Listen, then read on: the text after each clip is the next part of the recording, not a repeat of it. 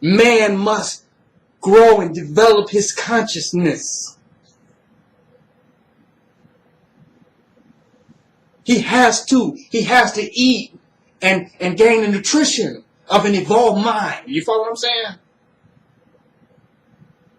That's the difference between being alive and being mentally dead. Man is a self-sustained force and must project the energy in his own thought, in his own mind to sustain his existence. He cannot get that from food. Do you hear what I'm saying? Man cannot get that from food. If man does not outdo himself, he does not live. Am I correct? He gets bored and depressed and dies. Am I right? Only in outdoing yourself and getting the higher levels of creativity and creative manifestation can you justify continuing existence, because you're constantly creating meaning. Do you understand what I'm saying? This is heavy. Man has to do that. Nothing else has to do that. Why do we have all the colors and shapes and the designs and all this? Because we're materialistic? No, because we must self-stimulate ourselves into animate existence. We have to.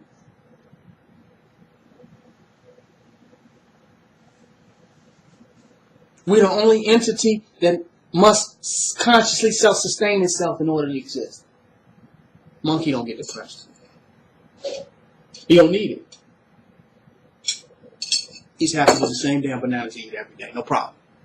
If man does not, you know what I'm saying, develop consciously, because he only exists different from the animal world through conscious evolution, he's moving towards death. If we don't make our neurons fire, you follow what I'm saying? And send electrical energy from source consciousness to manifest our physical selves, we perish. It's a reality.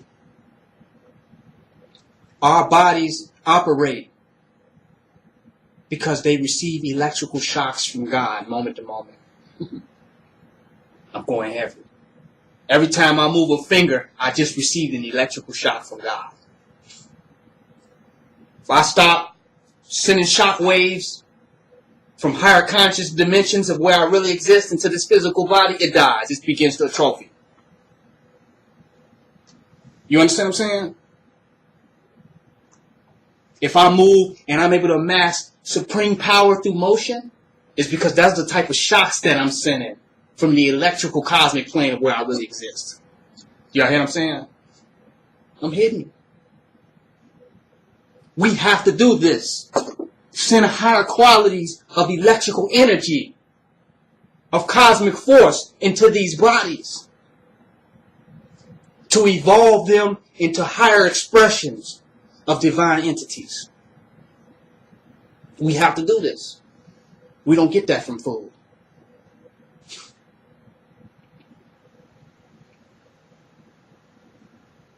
It distracts us from doing that. We become denser. You follow what I'm saying? More weightier. Now we have something so dense that the shocks can't even make it through it. You understand what I'm saying? Now you need more electricity to make it through more density. To break it down. You follow what I'm saying? Which we call metabolism. I'm going heavy now.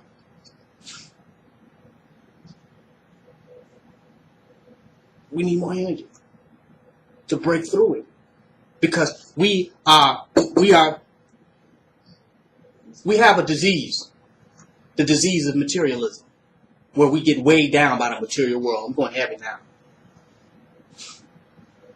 The disease of materialism was we become attached to so much shit in the material world that we become weighed down.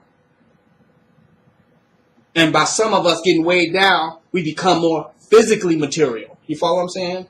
Which is we gain weight. And some of us become more mentally material, where our thoughts are moving in slow motion. We have no inspiration. You follow what I'm saying? We have no inspiration. Writer's block. No motivation.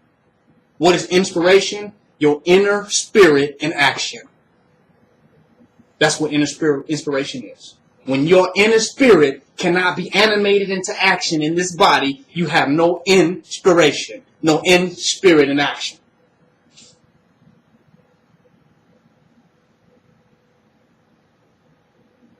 It's something that we need from ourselves. This isn't realizing that we are God. This isn't self-realization. It's something that we need from ourselves to ascend, to propel ourselves into this plane. It's something we need more from ourselves that we cannot get from here. We did not get ourselves from here. We didn't. Nothing that we ate gave us ourselves, but we can project more of ourselves into this. You follow what I'm saying? Thus we get more from ourselves and more out of this. So the thing that we're looking for, they got us addicted to capitalism, which is the belief in getting something outside of ourselves. Making something outside of ourselves so more valuable than us. But if we had $1 million to the roof in this room, we wouldn't be able to even move. But this somehow is more valuable than us. But what's the complete value of our existence is how much dynamic energy that we could channel to move at accelerated speeds of creation. You follow what I'm saying? That's what's valuable. You lose that, I don't care how much money you got. I don't care how much money you got. It don't matter. Because the dynamic energy of your existence is at a low level vibration. And that's why they say health is wealth. But not just nutritional health, mental, spiritual, and emotional health. You take somebody with a negative thought, put them on the best diet, it's not going to mean nothing. They're going to be a maniac with the best diet. Until they have a dynamic shift in their own consciousness. That's the reality. This is very, very esoteric subject matter. Very esoteric. Because it's making the individual really for a moment self-realize who they are and bring more of themselves to existence by being able to channel the energy of them into being without being distracted by the illusions of the material world. That's work. Because the material world has an inclination and it has a tendency to tell you who you are and you believe it. Right?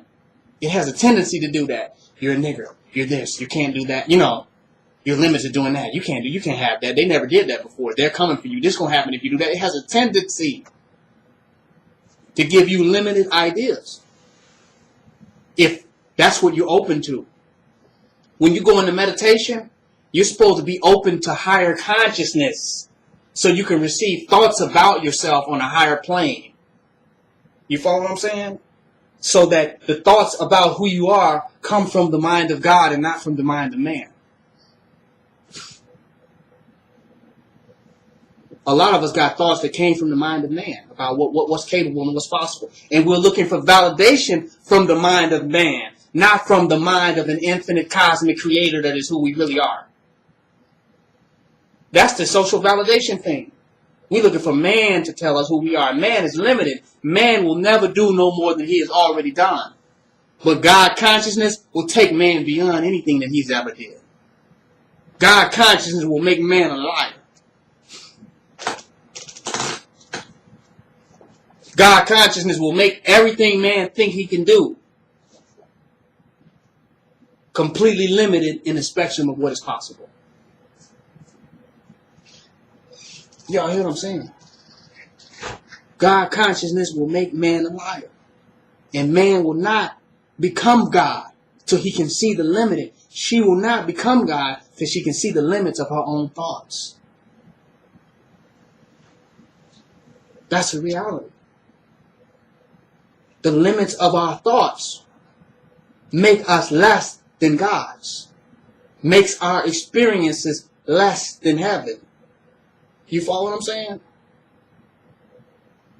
Limited thought does. When we accept a lesser thought and not continue to reach for the higher thought about things. Do you hear what I'm saying? We stop and not saying, well, let me reach for a higher thought about this. Because if you want to get to a higher place, you got to grasp higher information and higher thoughts. But if you stop at the first level that you get, every thought that come up in your mind, you should stop and say, well, let me see if I can get a higher one than that. Do you hear me? Every situation and circumstance in your life, you should every thought that arises in you about it, you should say, wait a minute, let me stop there and let me see if I can get a higher thought than that.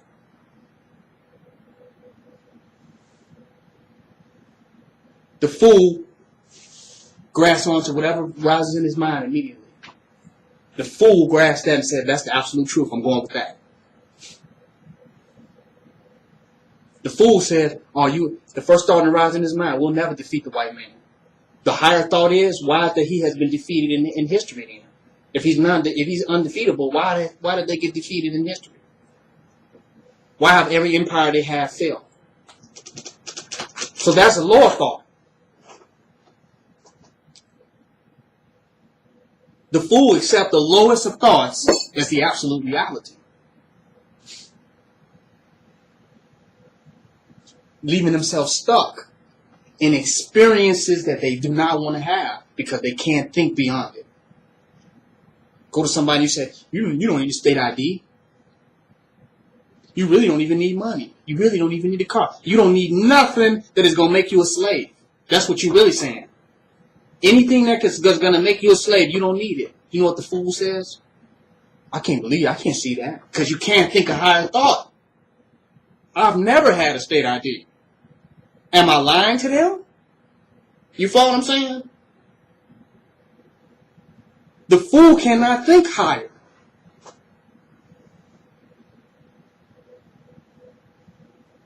What makes him a fool? Not that he has lower thought, that he's not open to infinite possibility. You understand what I'm saying? That's what makes him a fool. Because all of our thoughts are relatively lower. Somebody can come to me with a higher thought, and I say, well, that really ain't possible. I can't see that. You just become a fool. Because you can't think beyond the spectrum of what you know to be true. You don't know that everything you think you know is ignorance. Based on the infinity of information and knowledge. That's a fool. That couldn't be no more to this universe than what you think you know. And you only using a small portion of your brain. And you can only see in one direction at a time. And you can possibly imagine that it's more than a universe than you think you know. That's a fool. That's what you call closed-mindedness. And the only slavery, the only prison for man is a closed mind. You know what I mean? The only prison that man can ever be held in is a closed mind. The open-minded will never be in prison. They will always find a way. Because, you know why they'll find a way? Because if thought is infinite.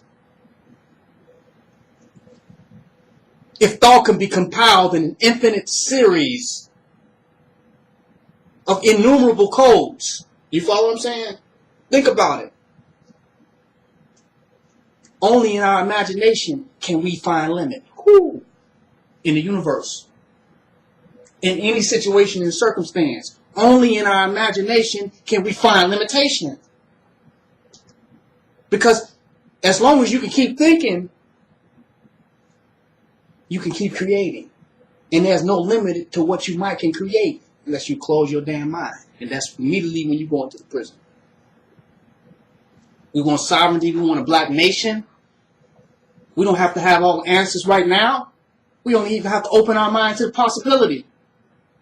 If many say they want it, but their mind is not open to the possibility. So even if there's a way to do it, they will never experience it. Because their mind is not even open to the possibility of it happening. Their mind is already imagined and concluded that I have failed at that result before even trying. They have concluded that I've already failed. Even if they didn't have the answer or have not worked out the equation. fathoming the possibility